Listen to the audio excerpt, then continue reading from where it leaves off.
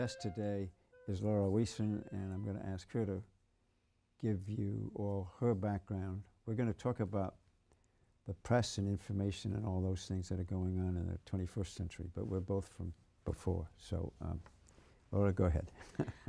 Hi, as you said, my name is Laura Wiessen, and I have been a television news and documentary producer for more than 15 years. I'm not doing that right now as I live in Gloucester, but I've worked at networks such as CNN and CBS and produced for quite a few, the History Channel, CNBC, PBS, etc. So had a long career in television and television news. I had a long career in the newspaper business. In fact, I began here with the Gloucester Times way back, many decades ago. And the news for both of us, the old way of doing news is very different from the current way of doing news. And with so many candidates in the primaries now and all this information going back and forth, I just thought, at least for a while, we could talk about how do you find, which path do you go down that's going to lead you to the right place? Well, do you mean how do I find information about the current candidates? Right. And about the news and about what's really going on. Right. Well, I would say first on candidates, it requires really reading, to be honest.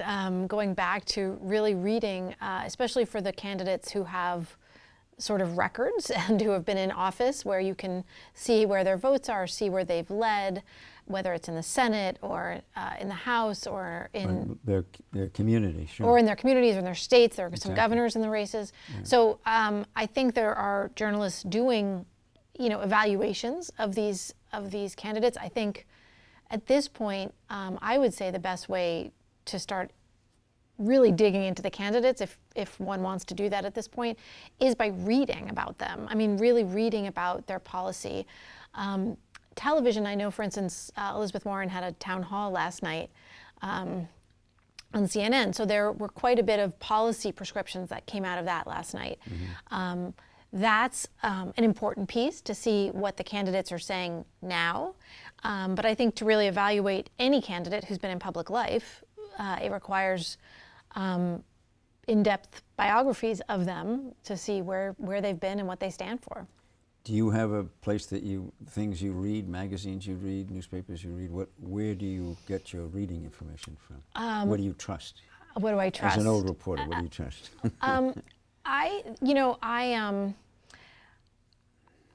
read the New York Times and the Washington Post on all of these things. I read The Atlantic, I read The New Yorker. Do you really? I read Mother Jones. Do you sleep at all? I don't read them all the time.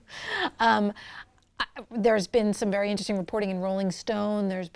I think that there are reporters doing a lot of work throughout the media landscape, because the way that people are getting, the way I see those articles, the way others see those articles, I see them on Twitter.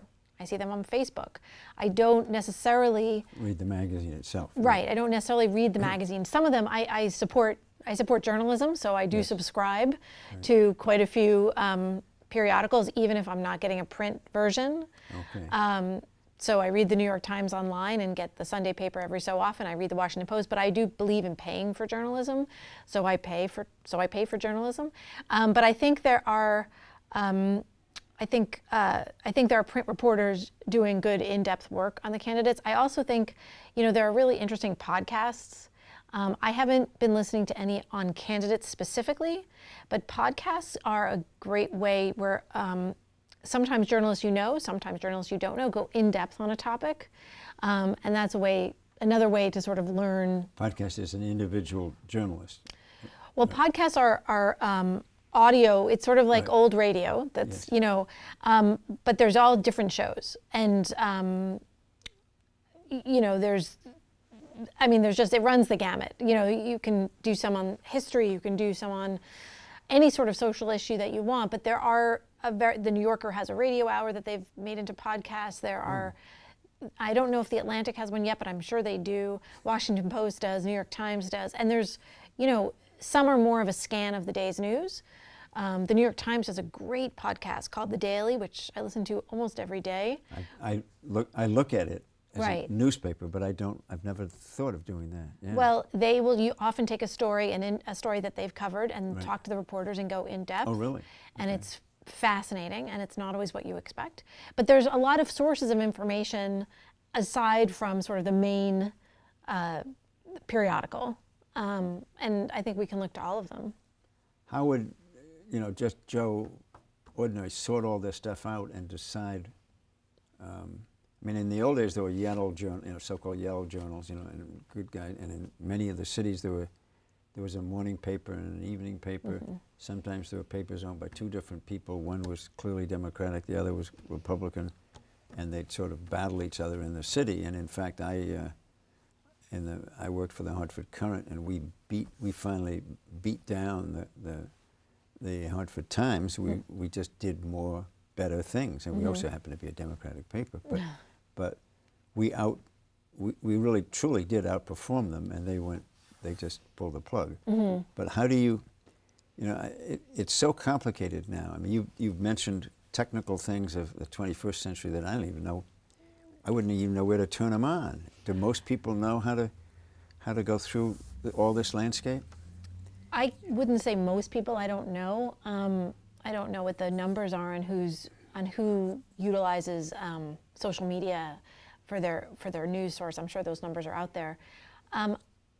I think that it's, from my perspective, it's a combination of traditional sources. I mean, I still do believe that traditional sources of journalists that are trained and work on standards and have editors that are holding them to standards. There are a few of them left. Yeah. There are quite a few of them left, and but they're operating in a different landscape. Yes. But they still exist. Yeah. And I look to those people as main sources of my information. And those. So do you go through and look for, Joe Smith? You got to make sure you find him and then read him, or do you just read? Well, in general? what's interesting about a place like Twitter, for instance, is that I can follow those journalists. So by name? By Yeah. name. Okay. You can follow the New York Times, but more often you're following individual A journalists, reporter, yeah. reporters, and they are commenting either on their own stories or on other stories, or giving you more background on their reporting or on other people's reporting, or they're in dialogue with other reporters. I mean, it's really quite interesting. I should go look at that, because I just haven't done that. Right, and it's a new world. It was a new world Yes. for me too a few years ago. Yeah. But it is a way that, and you do have to learn. I mean, it's a learning curve of, there is a lot of what's called clickbait, which are headlines.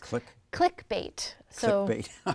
so that's an online term. Oh, to get you to come into it. Yeah. So that's an online term. Facebook, online newspapers, everyone's using it. If you have a, it's like any other sort of media. If you've got a scintillating enough title, people will click on it, Yeah. and clicking on it is related to the advertising dollars that they get. So That's true. Yeah. so that's clickbait. But if you are careful about those things, and we all learn how to not retweet things that we haven't read, or how to sort of ascertain who we can trust in this landscape.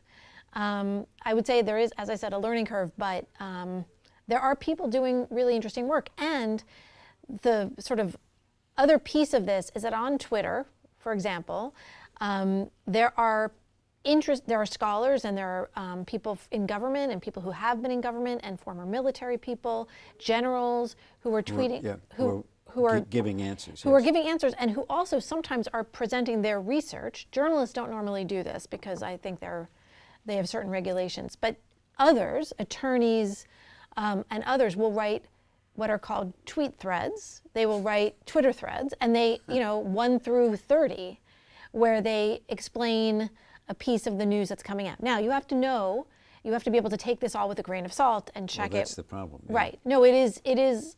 Well, in the old days, reporters, we were told we had to write straight. But then when they put on the piece that you were writing commentary, you could then express an opinion. And I was a reporter, and then at one point I ended up on the editorial page. So all of a sudden I was allowed to express opinions. And boy, was that hard for me to do, because I've been trained not to, if you know what I mean. Right. And reporters in those days, you sort of knew who they were, but we were in theory, the editors and the reporters were supposed to make sure that you weren't biased in what you were doing. And actually it made it difficult because then if you went to interview somebody again, he or she would say, well, I'm not going to talk to you again because you mucked it all up last time. So you had to keep pretty much honest and down the straight path. Well, I'm not sure that's still going on, is it? That is still going on. It is? Okay. Yeah, absolutely. There are reporters, and that's why I say reporters for the major periodicals and for, I'm sure, for smaller and for local papers. I mean, people are winning Pulitzers at the Miami Herald. People are winning.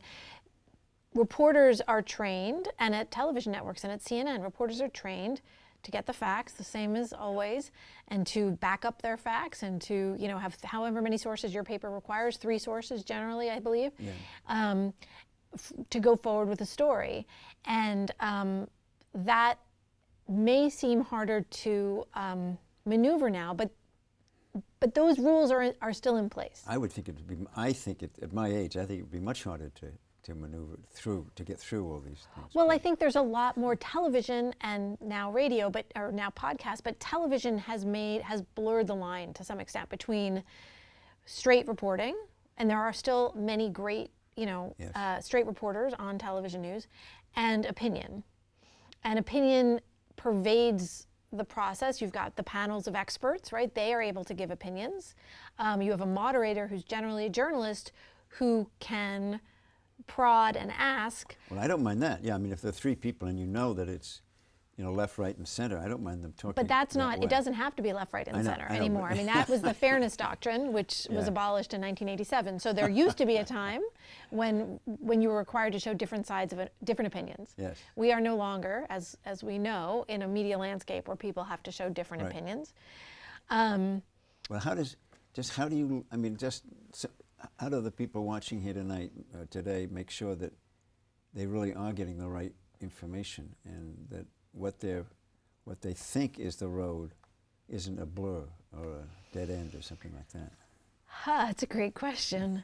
I think the lack of regulation and the current polarization in the media landscape means for ordinary people that we have to do more work. And I think we have to do more reading. As readers. Yeah. As readers. And I think it can't be, I don't think it can be broadcast, to be honest, because I think broadcast television, broadcast news has different requirements. And for pure information that's not personality driven, I think we need to start with the print, with print and with print reporters. I think it's important not just to get our information from our wind tunnels on Facebook or anywhere else on social media. I think one of the sad things, as you know, is that the print journalism is on the decline because the money isn't there. The circulation of the newspapers and the magazines is down. Right. All over the place. So there isn't. And sure, there are a few that are blooming. If you're a left winger, there are a couple of left wing things, but the general circulation is down. And where are people going to get this information? We've got, 2020 is coming right up, and it's an important year. Where are you going to get? Where do you go to get this information? Well, I think we have to support newspapers. Excuse me. I think that newspapers are trying to figure out this new landscape and trying to monetize and make their bottom line work in the new landscape.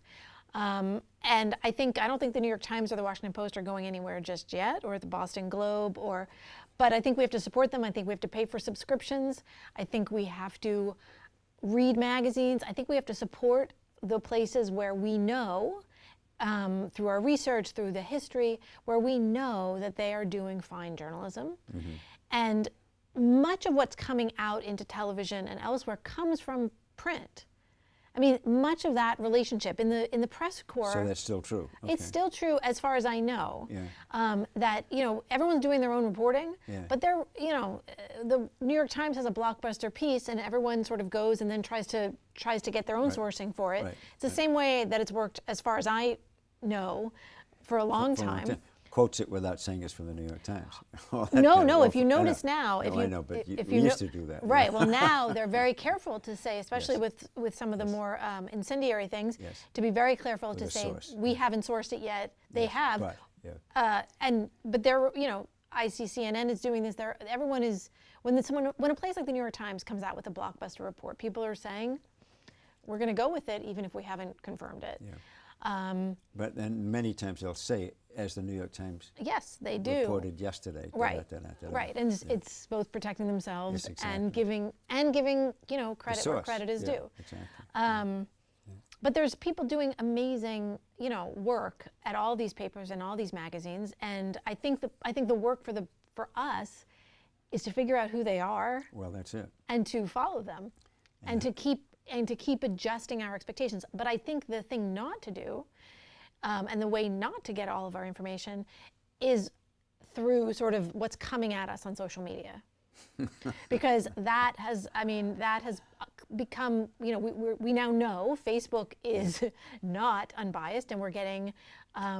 But nobody's unbiased. I mean, newspapers weren't unbiased. Right there, So- what is bias, and how can you ever? But it's a different kind of bias, and that's what worries me, because if you really are a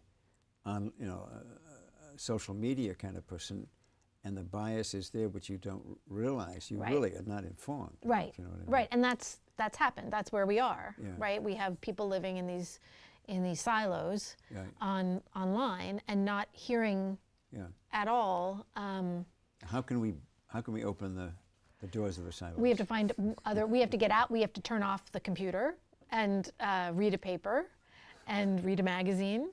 And you can use social media to be a great resource, I think, but it requires work. You can't be a passive observer now. The way you could watch the evening news. When I worked for the evening news with Dan Rather, people trusted it. They thought, okay, we'll sit down at 6:30. And just turn the That's news what we on. need to That's know. right. That's what we need to know today. And the same thing in the newspaper business. Right. I mean, you knew that the paper was printed at whatever it was, 8 o'clock at night, so it didn't have late news, and you just waited for the next day's paper to have that news, and that's the way it was. And when I was at the Hartford Courant, we were a morning paper, and right close to me was a little closet with the wire printers there, and we'd go and look and say, "Oh my, look at that! We're going to get that in the paper tomorrow morning," because it was not going to get in even though it was printed at 3 or 4 o'clock in the afternoon on the AP wire printer. It wasn't. There's no way it was going to get in the newspaper because that had already been printed. So, Right. So we knew sort of 12 hours ahead of time what we had to use for the next day. Right. And now it just is 24 hours Right. news. And Well, that's- your readers, though, trusted that everything they needed was there, right? Some did, yeah. Well, that was. I I think hope that they was did. the social No, the contract, Yes, I agree. right? And I Most think, did, yeah. and that contract no longer exists. Well, also, I mean, news is now a 24-hour issue. So. Right. Well, the business became a 24-hour business. So the news cycle. Look, news was always happening all day Yes, long. but I mean, it was reported now. Right, right. Well, if you were in television, and you were much more likely to have updates.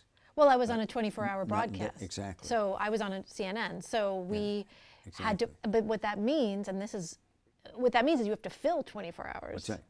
And so. And now people expect that now, and decades ago you didn't. I mean, that was it, and you Right. had to wait for the next day. Right, but Well, we that's- turned on the radio, but it was not that great a source of news all the time. Right. Well, we don't wait anymore. Yeah, I know. We So- don't have to, and we don't want to. So we go. But the flow, you can get swamped by the amount of so-called news there is out there, and how do you sort it out? I mean, where I come down personally on this is I come down on, for the most part, traditional resources like the trained reporters for the major papers, as well as experts from other, former prosecutors, former military generals, experts who I can read directly online, who I believe to be, through my research, through my observations of what they write, Right. who I believe to be And valid where they've sources. been in their And where experiences. they've been in their experiences. Right. But do you think most people do that? I doubt it. Yeah. So how are they going to get? How are we going to help them get the news? In that I would sense, say get off Facebook and either get a subscription to, get a subscription to your local paper here in Gloucester, the Gloucester Daily Times, or and to a major paper, whether it's the Boston Globe or the New York Times or the Washington Post. Pay for it, support it, read it, and use it as the base for your exploration of other resources. Boy, I wish people would do that. But as I say, the numbers are going down in the newspaper, in the purchase of information. And what worries me, I mean, here we are coming up. We got a presidential election next year. I just don't. It's so.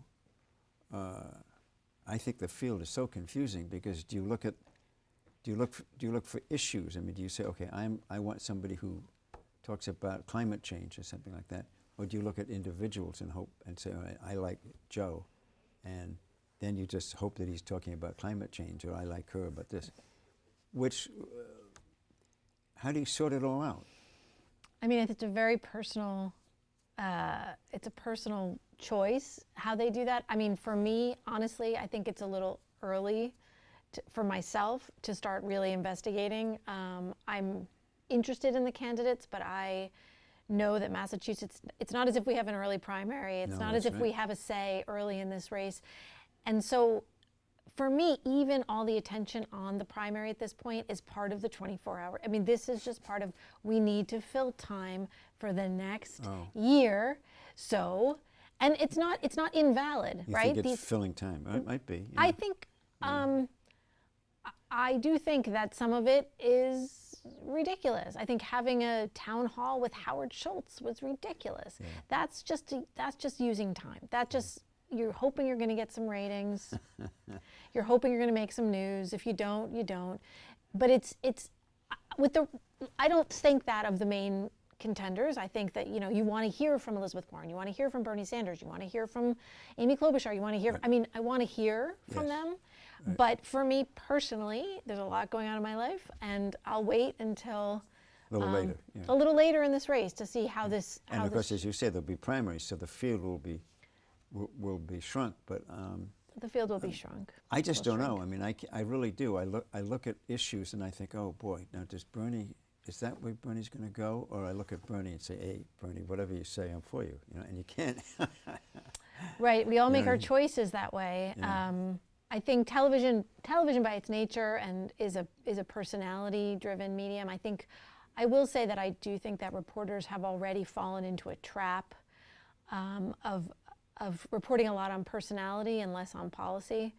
Meaning, explain. I think that I think that depending on who enters the race and how we talk about who enters the race, meaning, Beto O'Rourke just entered the race, Joe Biden might enter the race. We're talking about that a lot more than we're talking about, like, here's what Warren said, here's what Gillibrand said, here's the policy, here's what Cory Booker said. The issues, The issues. And that's an easy trap because it is much easier for people to tune in on things we understand, like personality. It's a lot harder to talk about corporate governance and tax policy and electoral policy. Those things are more dense, and people, I learned this when I was in television years ago, people don't want to hear about tax policy. It's boring. But if in the old days, what was sort of called yellow journalism, I mean, it was personalities. I mean, these people you didn't know, sometimes you had no idea what they were really, from what I've read, you really didn't know what they were talking about as much as it was this character. And he or she, mostly he in those days, had all sorts of followers. And I don't think they were, I think nowadays it's much harder to hide where you come from. Really? I do, don't you? No. No?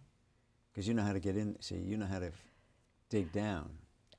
I think our political culture today is one based much less on substance and much more on celebrity. But that doesn't necessarily mean deep brain power, it just means celebrity. It means celebrity. Yeah. I think that's, I'm sure people have written treatises on what television has done to the American even though you're top, I don't want to insult television, but yes, I know. I don't mean television news. I mean television. Per se, I A completely passive way Yeah. of just accepting Yeah, whatever it is. and this stuff just comes out, and you don't think as much. Right. I'm sure people have written on this. I have not. Yes, yeah. And people reading don't necessarily read as carefully as they might. You know, they just sort of scan the piece and they come away half informed because they've sort of skipped through it and that kind of stuff. So it's always been that way. But, I think there's, I think, and I could be wrong on this, but I think that there is a different brain function for reading than for watching. I think reading is a more active. Oh. Your brain has to be doing some work to read something. I think. That's probably true because, when I'm reading now, I mean, at my age, I read now and I have to go back and go up to 3 paragraphs above and say, well, now, wait a minute, what did I just say? And come on down. And I think, no, wait a minute, I used to do all this stuff. I can't be that old, but it is hard. Now, maybe it's just the flood is there, but. Maybe, but I think our brains work to read a little bit more. Yeah. So what we want to do is get people to think hard, and we can't say which candidates we're for, but think hard and vote. This is 2020 is coming. How do you think, what should they do to get themselves going down the right track? You say read. I say read. I say read, listen. I would say listen more to the candidate and less to the pundits talking about the candidates. Really listen to what they say. I think the town halls are useful. I was going to say town halls. Well, I mean, how about going physically to a town Absolutely. hall? I mean, I think we have the opportunity here to go to New Hampshire. Exactly. I know people who've or already Boston and right, but New Hampshire's obviously a very important primary. Yeah. I know people already who've been going up to New Hampshire to listen to the candidates. Really? Absolutely. Okay. And that's, that is, if you have the ability to do that, and if you have the time and the resources to get up there, that's a great way to sort of get a sense of these people and who they are. Yeah. We are asked, some of the Democrats are asked to go up there and help the campaigns of people up in New Hampshire. But I've never gone up just to listen to a candidate, but that would be a good, I know people have been doing it already. I haven't done it. Okay. And there will be more and more of that down here. But I just think I really think it's going to be a complicated year to go through, and I just hope that I hope you all can read and listen and vote the way you want to vote, and it comes out right. But we can't say more than that. So listen, thank you. This is fascinating. I mean, but I'm glad. It is complicated, isn't it? Negotiating the new media landscape requires more work on our part. All right. Well, listen. With that, we will let you guys read and listen and negotiate the landscape. So, thanks very, very much. My pleasure. Great. My pleasure. Thank you.